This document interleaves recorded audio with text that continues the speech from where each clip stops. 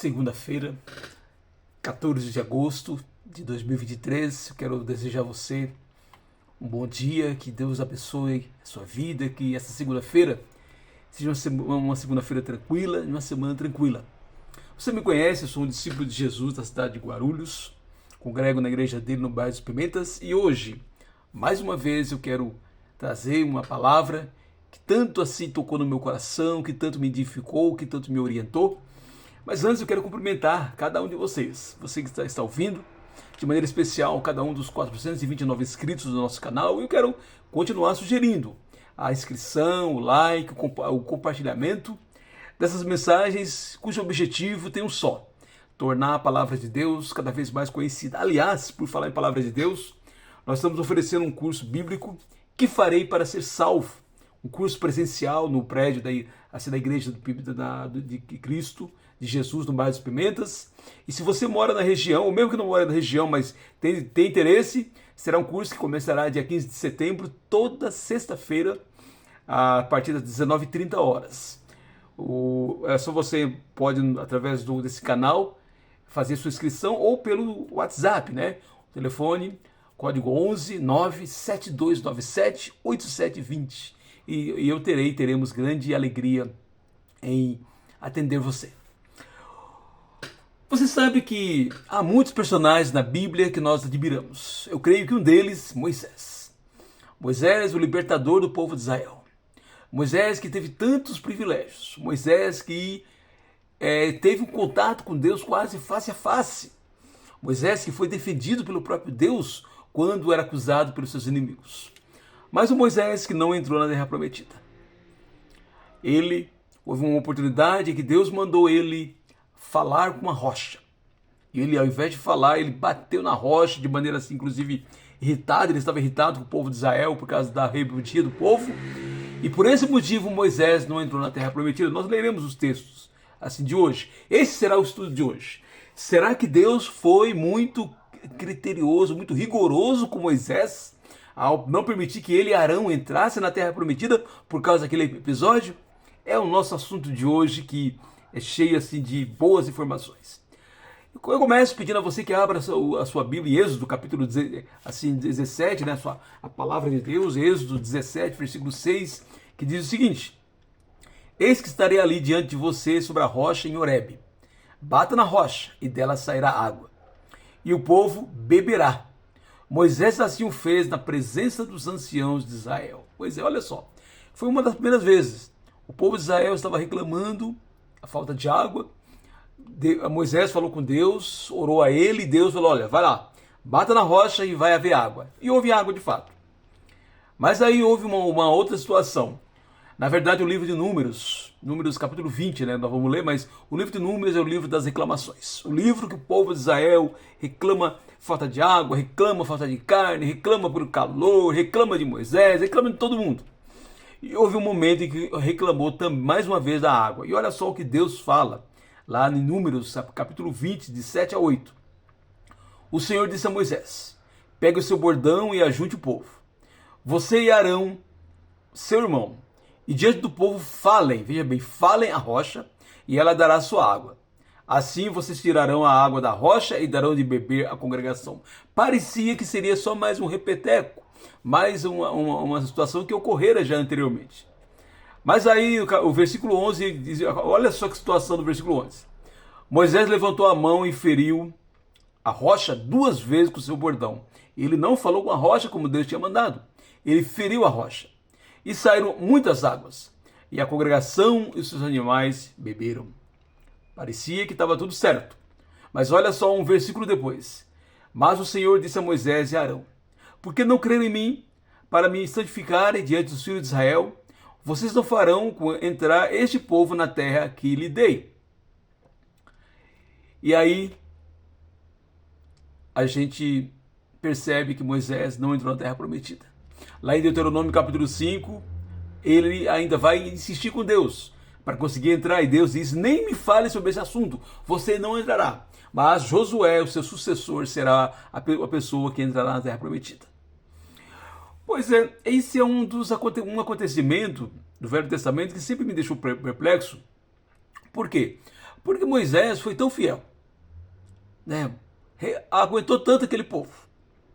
E exatamente no momento em que estavam para entrar na Terra Prometida, acontece aquela situação e Deus diz que ele não vai entrar e de fato ele não entra. E aí a gente fica pensando, mas para quê tanto rigor da parte de Deus? Mas você sabe que uma das premissas importantes para entendermos a palavra de Deus é utilizarmos a própria palavra para explicar textos que às vezes parecem difíceis. Lá em 2 Pedro 3,16, o próprio apóstolo Pedro reconhece que algumas cartas de Paulo são difíceis de entender. Mas quando nós utilizamos a própria palavra de Deus e não ficamos com conjecturas, ficamos tirando da nossa cabeça o que aquele texto quer dizer, mas utilizando a própria palavra de Deus, nós chegamos sempre a um bom entendimento, né, da palavra de Deus, do que Deus está querendo nos dizer.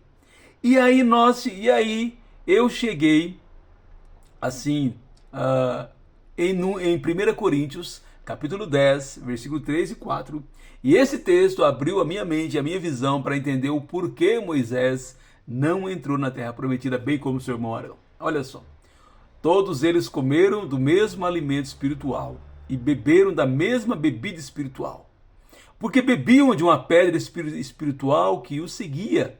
É o Paulo dizendo, e a pedra era Cristo. Olha só, lendo casualmente esse texto da carta de Paulo aos Coríntios, eu compreendi, né, por que Moisés e Arão não entraram na terra prometida. Então, há várias menções no Velho Testamento da presença de Jesus antes de encarnar como homem aqui na terra.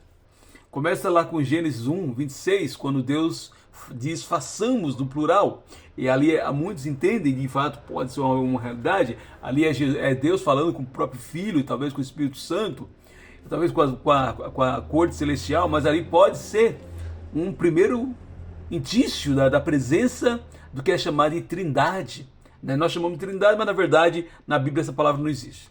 A mesma pluralidade ocorre quando Deus refere-se à queda do homem, lá em Gênesis 3:22, quando diz assim, agora o homem se tornou como um de nós, conhecedor do bem e do mal. Mais uma vez, a pluralidade. Lá em Gênesis 19, 3 homens aparecem a Abraão e os 3 são chamados de Senhor. É uma possibilidade que aqueles 3 homens também representassem a Trindade Santa.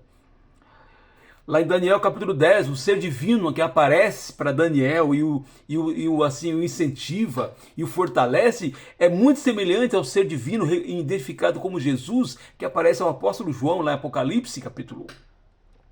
E lá em Ezequiel capítulo 9 há um ser divino que também comanda a destruição de Jerusalém. Ele se destaca dos demais anjos. E ali pode muito bem ser mais uma vez a presença de Jesus antes da encarnação. Porém, no caso da rocha, que aparece no Velho Testamento, o Novo Testamento, Paulo, inspirado pelo Espírito Santo, ele é claro em dizer, e a pedra era Cristo, e a rocha era Cristo. Logo, na primeira ordem, em Êxodo, Moisés bateu na rocha Jesus por ordem do próprio Deus Pai. E até aí tudo bem, ele estava cumprindo uma ordem. No entanto, em Números, Deus mandou Moisés falar com a rocha. E Moisés, ao invés de falar com a rocha, o texto mostra claramente que Moisés estava irado com o povo de Israel, porque de fato o povo era um povo terrível, um povo muito rebelde. E ele, ao invés de falar com a rocha, ele bate na rocha 2 vezes. Por essa atitude, lá em Deuteronômio capítulo 3, 23 a 29, Moisés não entrou na terra prometida, mesmo implorando assim para Deus com muita insistência, mas Deus não quis nem ouvir a palavra dele, e Moisés morreu olhando a terra prometida, mas sem a possibilidade de ver. O castigo de Moisés e Arão no Velho Testamento serve como advertência contra toda a rebeldia a Jesus no Novo Testamento. Você sabe que lá no texto que eu li de 1 Coríntios, capítulo 10, diz que o que aconteceu na história de Israel é a advertência para que não se repita na história nossa. Nós que fazemos parte da nova aliança, nós que fazemos parte do povo de Deus, da igreja de Deus no Novo Testamento. Olha só o que Pedro, inspirado por Deus, diz, lá em 1 Pedro 2, 6 a 8. Por isso está na Escritura: eis que põe em Sião uma pedra angular, eleita e preciosa, e quem nela crê não será envergonhada. Portanto, para vocês, os que creem, esta pedra é preciosa. Mas para os descrentes, a pedra que os construtores rejeitaram, essa veio a ser a pedra angular. E qual foi a pedra que os construtores rejeitaram? No Novo Testamento é identificado como Jesus. E pedra de tropeço e rocha de ofensa. São estes que tropeçam na palavra, sendo desobedientes, para o que também foram destinados. Jesus é a pedra angular e preciosa no Novo Testamento. A igreja está edificada sobre a pedra que é Jesus. Quando Jesus diz: Pedro, tu és Pedro, e sobre esta pedra edificarei minha igreja, depois o próprio apóstolo Pedro identifica essa pedra, não como ele próprio, o apóstolo, mas como o Senhor Jesus, que é a pedra angular, a pedra de esquina, a pedra que sustenta a casa espiritual de Deus, o reino de Deus aqui na terra, que é a igreja. As pessoas que ouvem e obedecem a Jesus são aquelas cuja fé são firmadas sobre a rocha, conforme Mateus capítulo 7, versículo 24 e 25. Mais uma vez, a rocha ali é identificada como Jesus e sua palavra. E para ser firmado, a pessoa deve cavar e assim profundamente alicerçar a sua fé, conforme Lucas 6,48, né? Que diz que esse é semelhante a um homem que, ao construir uma casa, cavou, abriu profunda vala e lançou o alicerce sobre a rocha. Quando veio a enchente, as águas bateram contra aquela casa e não puderam abalar, por ter sido bem construída. Olha só, uma pessoa, a fé dessa pessoa, ela só vai ficar firme se ela cavar profundamente e alicerçar a sua fé sobre a rocha. E a rocha é Jesus, e a rocha é Jesus e a sua palavra, claro. Então, qual é a implicação de Jesus ser a pedra mencionada na Bíblia?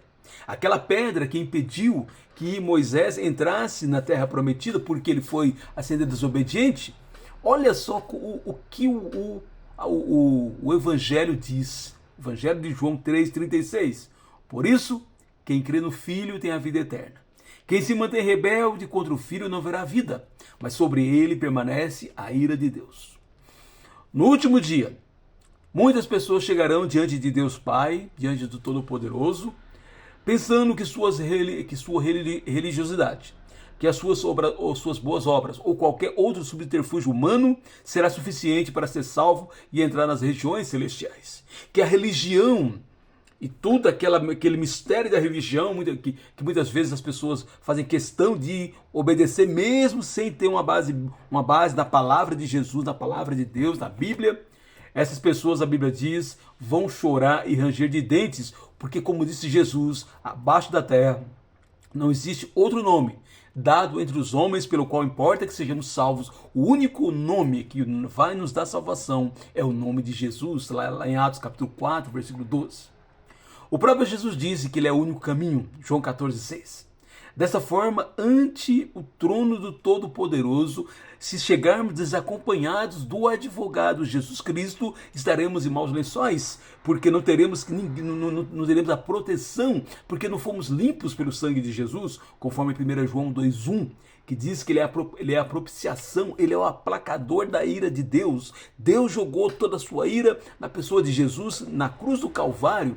E por esse motivo, Jesus é o único que pode nos fazer assim chegar salvos lá no céu.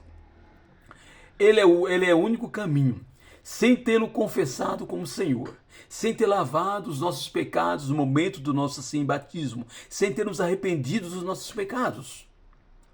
Então, sem ter permanecido fiel a Jesus, da igreja dele, para Deus, no dia final, será uma afronta. Como foi uma afronta Moisés e Arão terem desobedecido. E ao invés de falado com a rocha, que era Jesus, lá no Velho Testamento, eles bateram na rocha e foram rebeldes e desobedientes.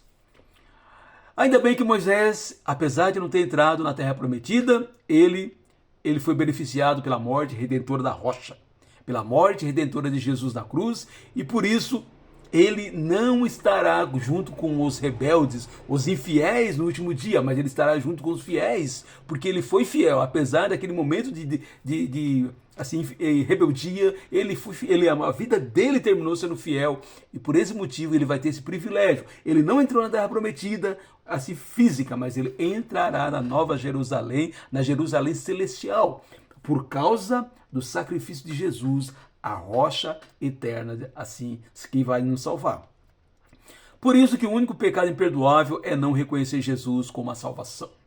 Lá em Mateus capítulo 12, 30 a 32, quando fala da blasfêmia do Espírito Santo, e que muitos ficam assim preocupados sobre o que é a blasfêmia. Blasfêmia contra o Espírito Santo nada mais é do que deixar de reconhecer Jesus como o único caminho, ou reconhecendo não topar. E quantas pessoas, lamentavelmente, às vezes estudam a palavra de Deus, conhecem a palavra, sabem que Jesus é o único caminho, até gostam de Jesus, mas não são humildes o suficiente para obedecerem Jesus através da palavra dele. Não adianta gostar de Jesus, não adianta. Falar bem de Jesus, não adianta. O discípulo de Jesus é aquele que não somente gosta de Jesus, não somente ama Jesus, não somente fala bem de Jesus, mas obedece a palavra de Jesus encontrada nas Escrituras Sagradas. Finalmente, Jesus ser a rocha de nossa salvação implica em que nós, mesmo após recebê-lo como Senhor, precisamos todos os dias na palavra dele, em toda a Escritura, mas especialmente nas páginas do Novo Testamento, que estão as palavras de Jesus e depois as palavras do Espírito Santo que Jesus mandaria, que inspirou os apóstolos, todos os dias.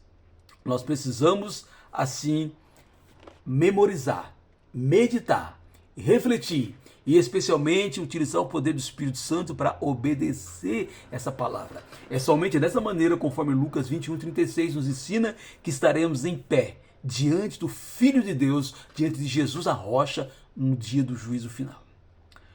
Pois é, a pedra era Cristo.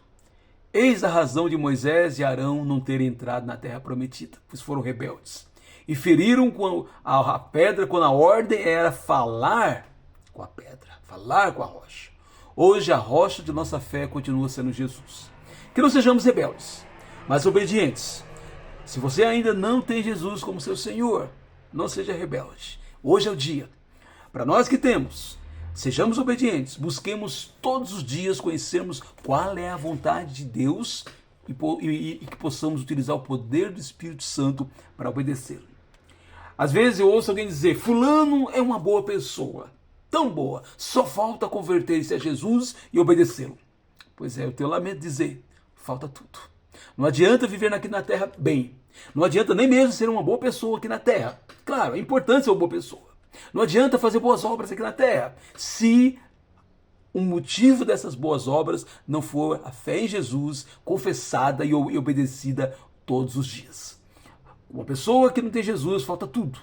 Mesmo que a sabedoria humana não concorde, assim, segundo a Bíblia, a pessoa pode fazer o que fizer, boas obras, uma boa vida, pode viver de maneira assim, obediente às leis, mas se não obedece Jesus, isso não será o suficiente para ir para o céu. Uma boa pessoa sem Jesus, por ser pecadora, é motivo suficiente para passar a eternidade no inferno. Que possamos entender isso. A pedra era Cristo. E por isso, todos os dias, na nossa fé, ela tem que ser baseada nessa rocha, nessa pedra, que jamais nos decepcionará, conforme nos ensina o apóstolo Pedro, lá em 1 Pedro, capítulo 2. Se você quer ter essa mensagem por escrito, ela está prontinha, realmente bem detalhada, inclusive, até ficou um pouquinho longa hoje, mas ela está bem detalhada lá no portal, igrejadecristo.net, vai lá e faz a pesquisa. E a pedra era Cristo. Temos uma semana somente começando. Que esta semana seja uma semana que, se você ainda não tem a pedra como assim o motivo da sua salvação, corra a ela. E para nós que já temos a certeza que viveremos essa semana, aconteça o que acontecer, estaremos firmados na pedra da nossa salvação, na âncora, na rocha, Jesus Cristo, o Filho de Deus. Que Deus nos abençoe nesta segunda-feira.